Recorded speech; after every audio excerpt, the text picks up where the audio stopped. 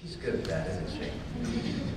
Thank you, Katie. So, it may not seem like much, but that's bold, right? And you've got to be bold. You've got to decide whether or not this is the moment. You've got to decide if what we were doing in the past is going to carry us far enough into the future at the pace with which we need the positive change.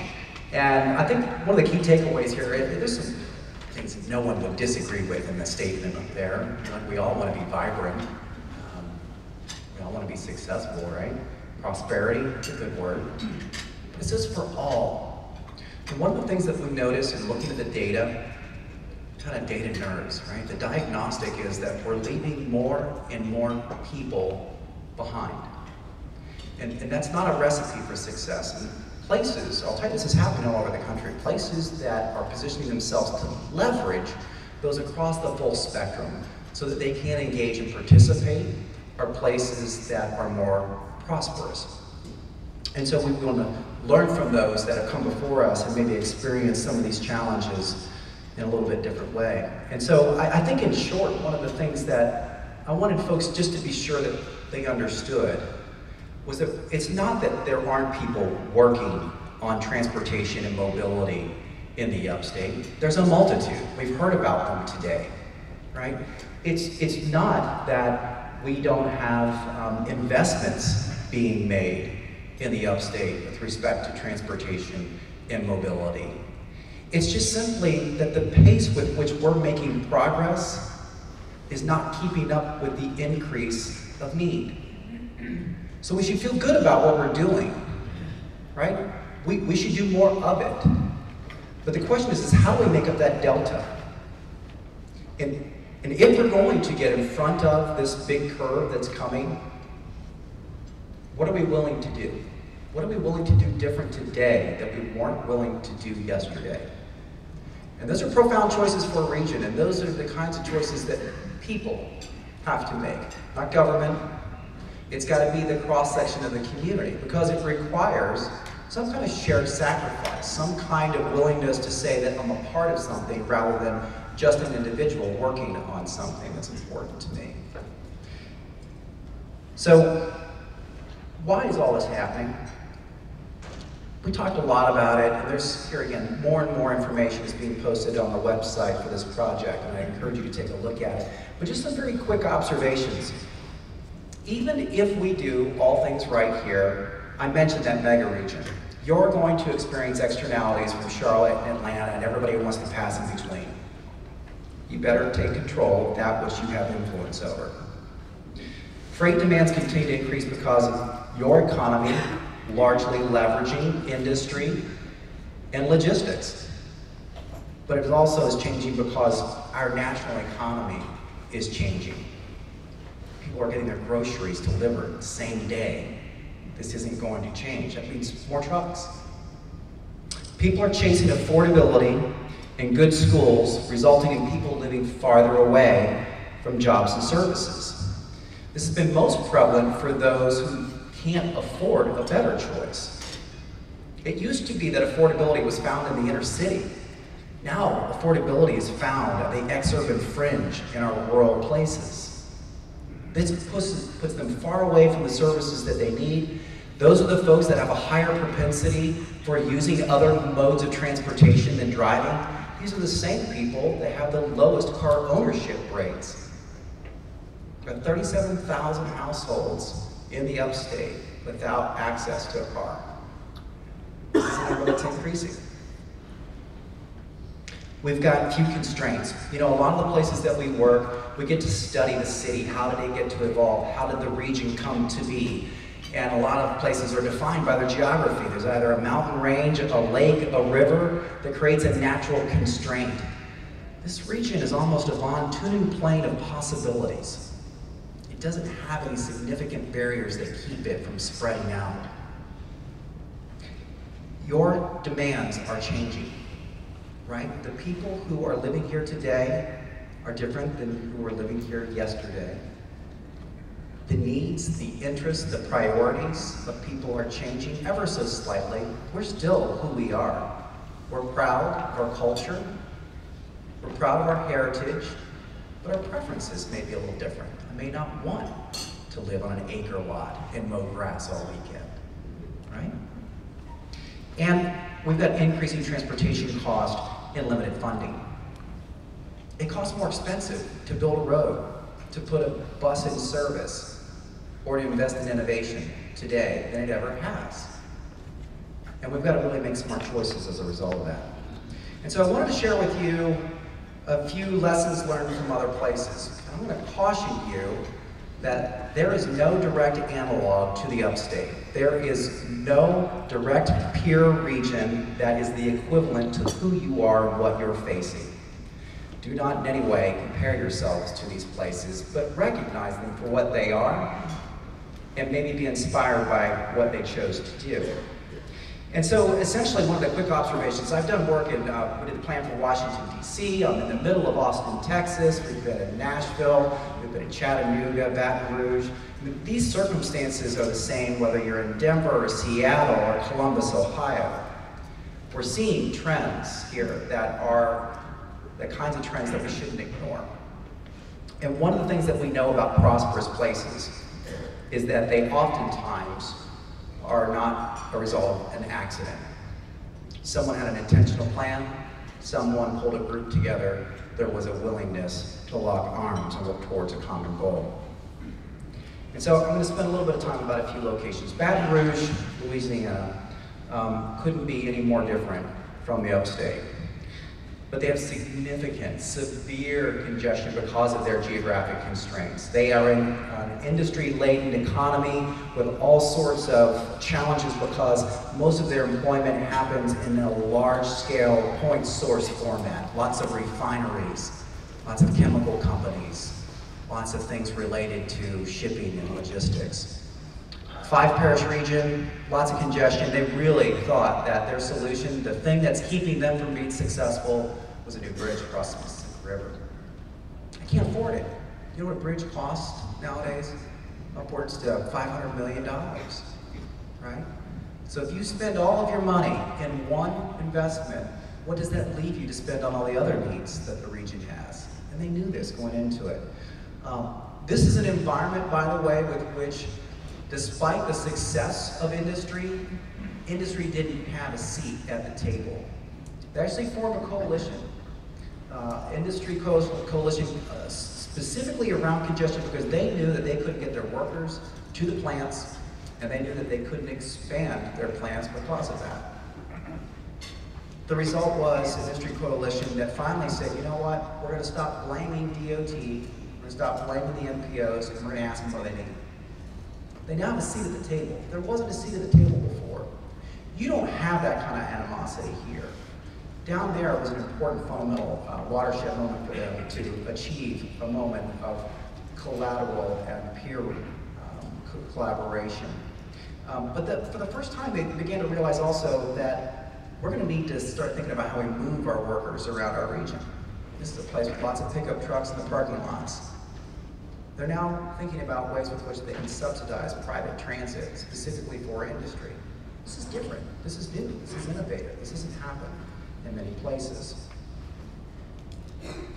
Northwest Arkansas. You'll notice a trend here, by the way. So I may not have picked the most sexiest geographies, but they're all authentic places. And I wanted to be sure that whatever we talked about today were authentic communities. Northwest Arkansas, for those of you who know the story, right? This is the home of Walmart. 4 counties, 2 states, lots of other industries there, not just Walmart. Fortune 500 companies ranging from Tyson Foods, J.B. Hunt, lots of logistics and freight activities happening there. They weren't as successful as they used to be, right? There used to be one big entity in town. But as that gravity grew and they attracted more industry, they also recognized that they didn't want to relocate over time. To find a place that met their needs, they said we need to change our place to accommodate our needs. They needed a better airport. They needed better infrastructure, better roads. They needed to connect places to employment. And so the titans of industry got together.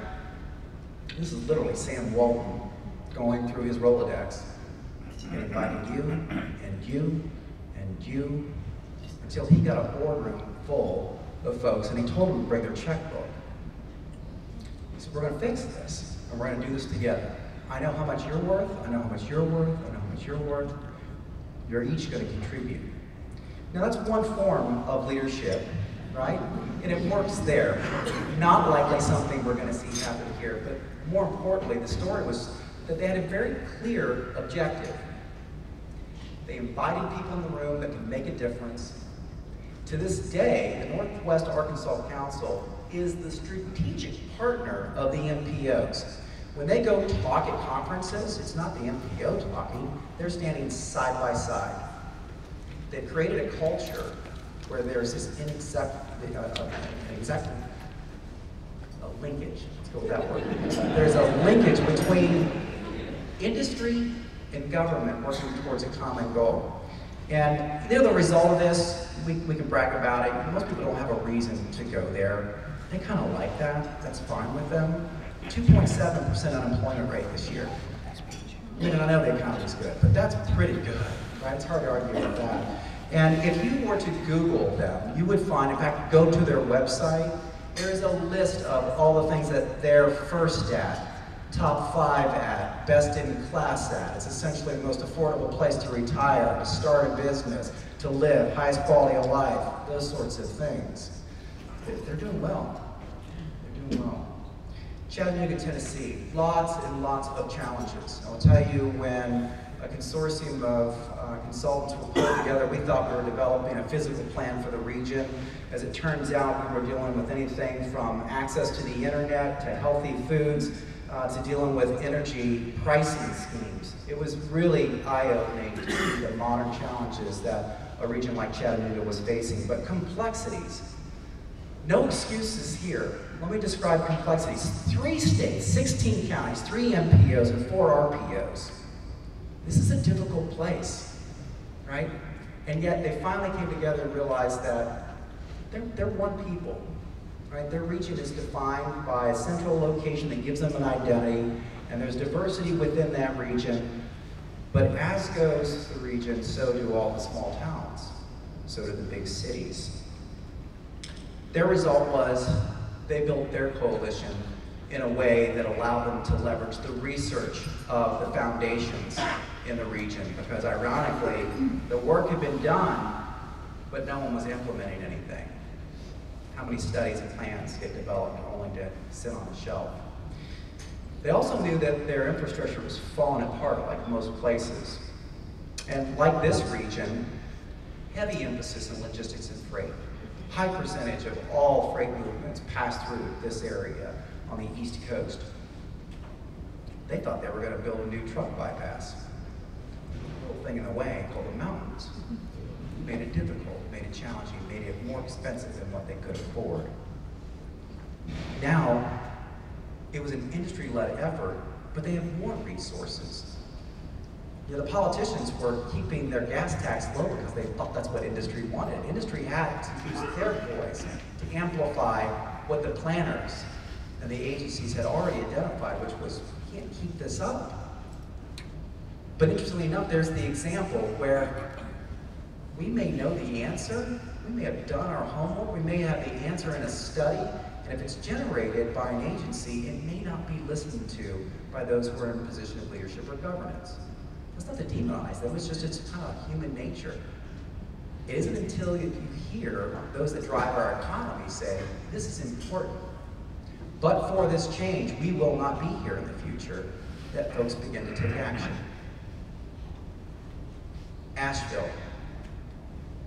So Asheville, Greenville, upstate regions, similar.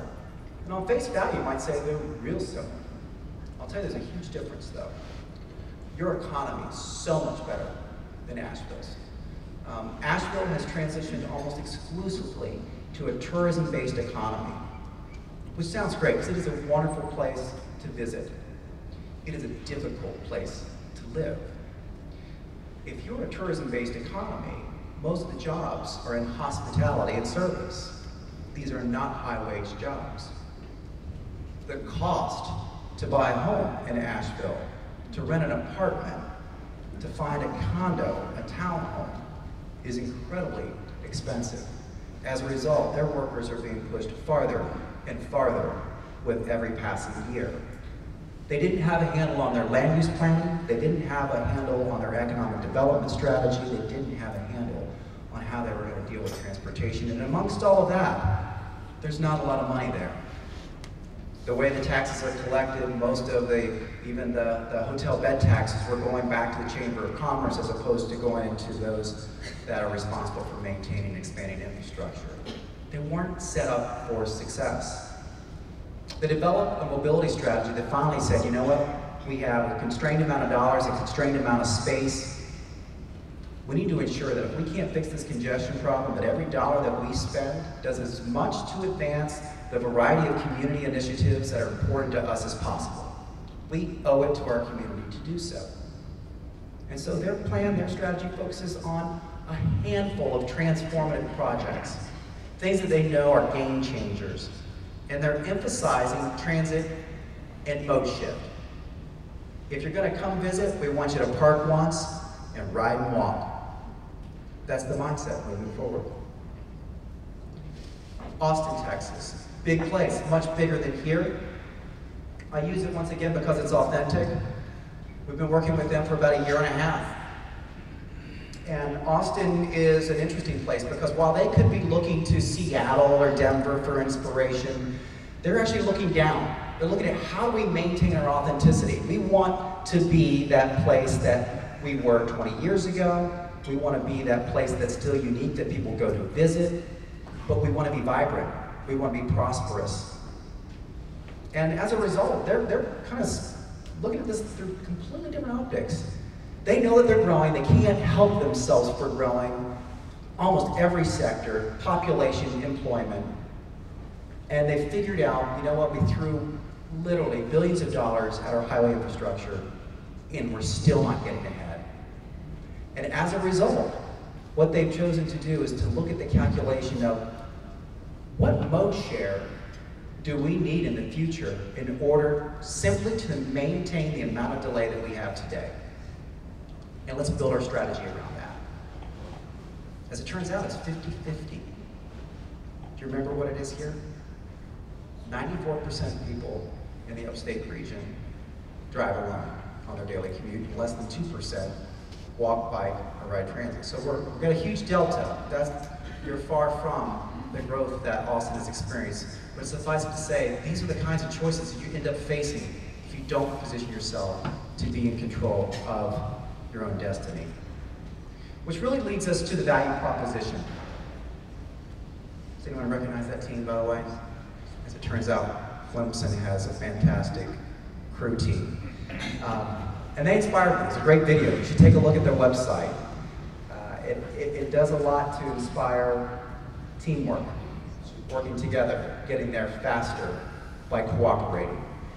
So the value proposition I would offer to you as an outsider looking in is if the upstate worked collectively towards a shared regional vision, and we coordinated the individual efforts of government, nonprofits, foundations, institutions, and industry, our combined talent and resources will accelerate the pace with which we achieve our mobility vision.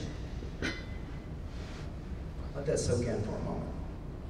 Essentially, we're not saying that we need to necessarily add a bunch more participants as much as we need to ensure that we're all rowing together.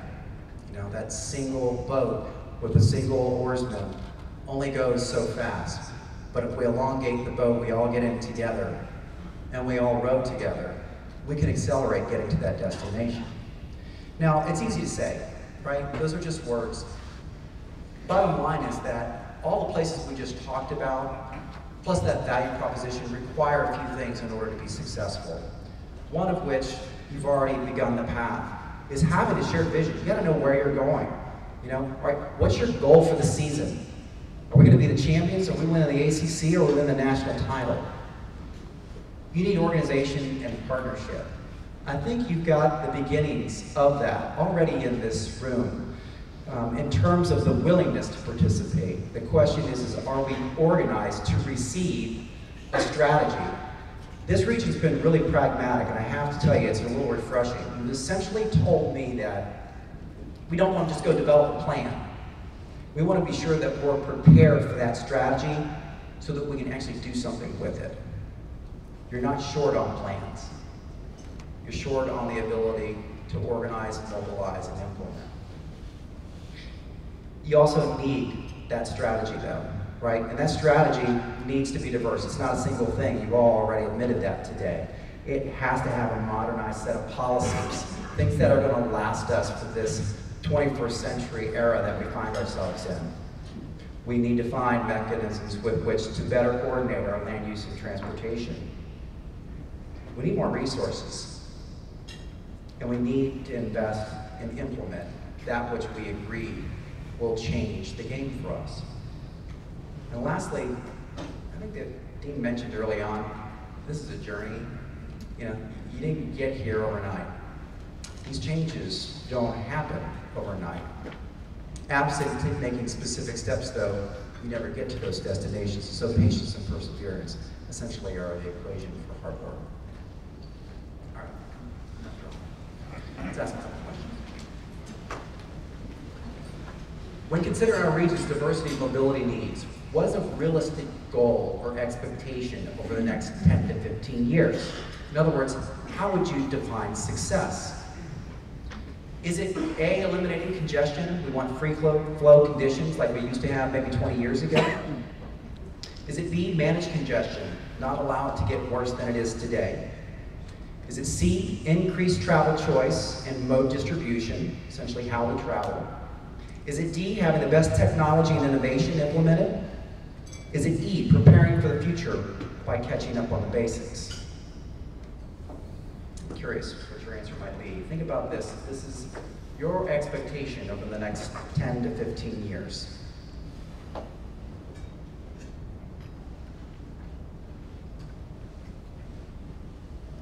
take a look. Wow. This is the only second time that you guys have been almost in agreement. So it increased travel choice and mode distribution. What's your appetite for innovation investments? Right, we heard about how important that can be. Is it A, we should be national leaders, heavy emphasis on public and private investments? Is it B, public funding should only be invested once it's been proven to work someplace else? C, we should diversify our time and energy equally between traditional methods and innovation? D, the public sector should focus on advancing existing plans while the private sector and interest groups lead innovation investments? E, I'm just not sure, but an agreed upon investment strategy sure would be helpful.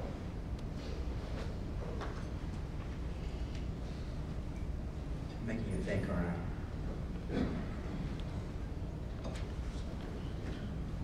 Almost all done. Let's take a look. How's that for diversity? Right? Take a look at the next question. All right, past efforts to assemble transportation working groups didn't result in significant improvements. That's an okay statement, right? Funding aside, what are the likely reasons? I want you to pick two. A, conditions just weren't bad enough. We didn't need to act, essentially. B, the right people or leadership weren't involved. There was too much emphasis on the wrong strategies. D, there wasn't a shared set of regional expectations. We didn't know what we were working towards. E, a combination of all of the above. Or F, none of the above. Things are actually getting better.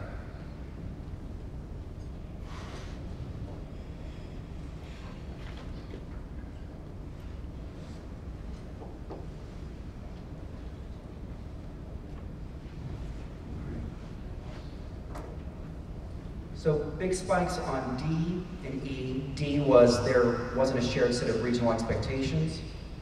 And E, clearly a combination of things in the past. All right, my last question for you all. I want you to decide how much you agree with this statement. Because in essence, it's going to be what either empowers this group to move forward, or it's going to set in motion activities as they currently stand today, but with some minor modifications. So now is the time for our region to leverage individual efforts and reinforce partnerships to establish a more formal approach to achieving our mobility vision. A, you agree, the timing just couldn't be better. B, we disagree, we're not quite ready. Or C, neutral, current efforts seem fine.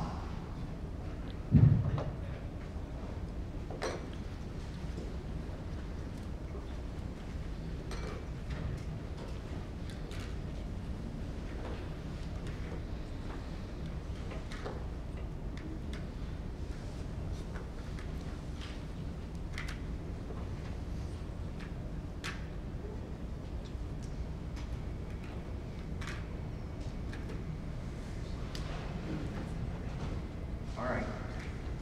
That polling question's not working. Did one of you do that? Did somebody sabotage me? By show of hands, how many of you agree with A? With that, the ayes have it. Dean?